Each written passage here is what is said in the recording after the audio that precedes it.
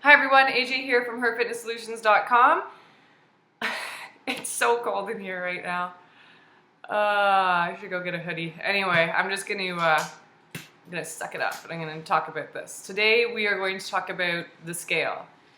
I'm gonna have a whole blog that will consist of a couple different videos about using the scale. At first, I want to point out that under the body composition portion of my website, it's in the exercise section.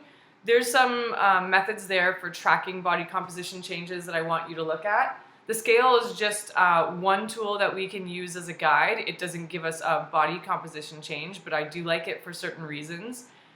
I understand that a lot of women don't like the scale, and it can be a very emotional thing. So my goal with these videos is some very basic things. First of all, I want to teach you how I really dislike using the scale. So things to me that are just like, if you're gonna do this, you better just don't use it at all because it's just gonna create problems. There are options if you choose not to use the scale at all. And then in another video, I'm going to hopefully teach some of you that are ready to learn to use the scale properly and how to not be emotionally triggered by the scale. I'm going to teach you the way I use it and how I think that it has actually benefited me. I have gone through periods in my life where I haven't used it at all. I don't actually think that that was a good choice at that time, but you know, that's my own personal experience. I wish I knew how to use and interpret the scale properly back then instead of being so emotional and just avoiding it. But that being said, some people have tried and they still feel very strongly that they don't want to use the scale. So I'm going to tell you what I think you should do if you don't want to use the scale. If you don't want to use the scale, don't use it at all.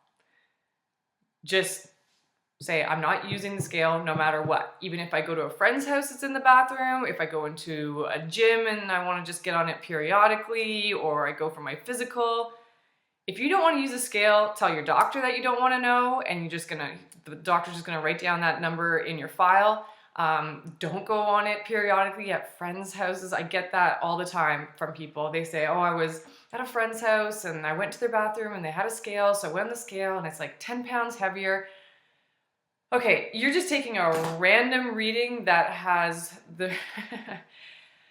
you really don't know what's going on there, okay? You haven't been tracking your weight, so you really don't know if it's really gone up for legitimate reasons such as fat gain, or if it's water retention due to different kinds of food consumption, so possibly like consuming a lot of carbohydrates. We'll talk about in another video how that might reflect on the scale.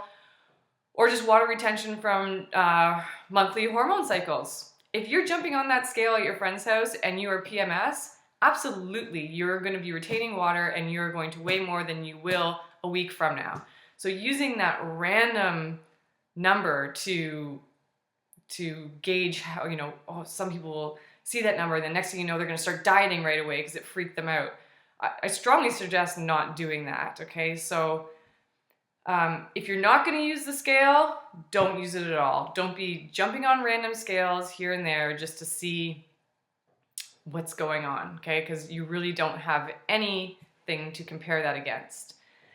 If you choose not to use the scale at all, but you want to do some kind of tracking, there are ways around that. So sometimes, like for coaching people online, a coach really needs to see numbers, as many as possible, because we don't get to see you face to face.